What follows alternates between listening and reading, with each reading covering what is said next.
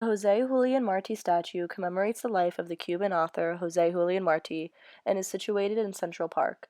It is a very large three-dimensional statue, with the base of the statue being a reflective trapezoidal pedestal made of dark bar granite that takes up about half of the height of the artwork, standing at 16 feet and 5 inches. There are inscriptions on the right side, the left side, and the front of the pedestal, which state Marti's full name as well as the significant role he played in the liberation of Cuba, in both English and Spanish.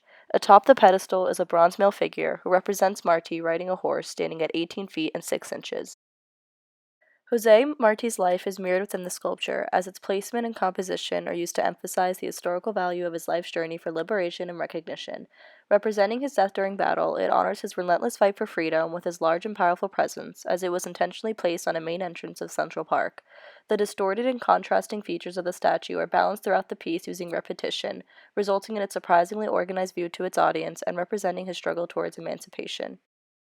Jose Marti was born on January 28, 1953, in Havana, Cuba, and from a young age he had seen the damaging effects of Spain's rule over Cuba. He had expressed his passion for the liberation of Cuba from Spain through his writings during the 10 Years' War, as well as his distaste for the slavery which the Cuban population had still been enduring.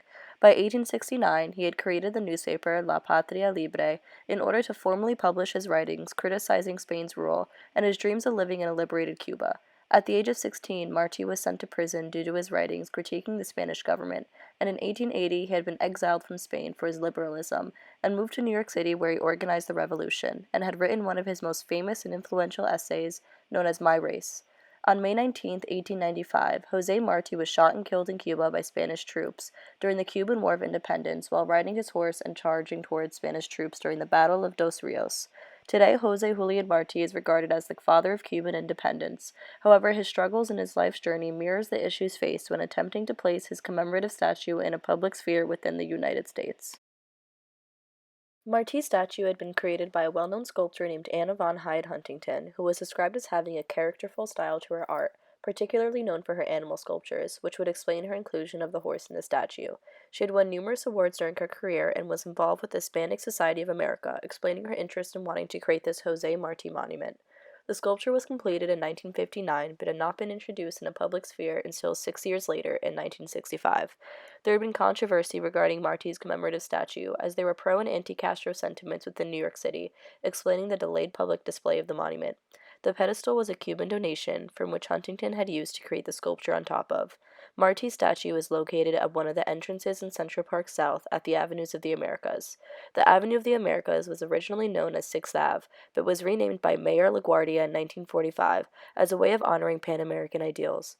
Marti's statue is located between two other Latin American leaders situated in Central Park, signifying his influence and celebration in Latin American history.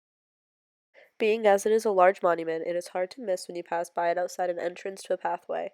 It may seem to be a jarring addition to a park, but it signifies his importance and mirrors his life's journey. Throughout Marty's life, he had been denied the right to express his opinions in his oppressive home country, but living in New York City had allotted him the freedom to share his somewhat grand and rebellious views. The process of placing the statue in the U.S. was also a struggle, similar to his life in Cuba, but ultimately the acceptance of such a massive monument in a park setting mirrors his ultimate acceptance in New York after he was exiled.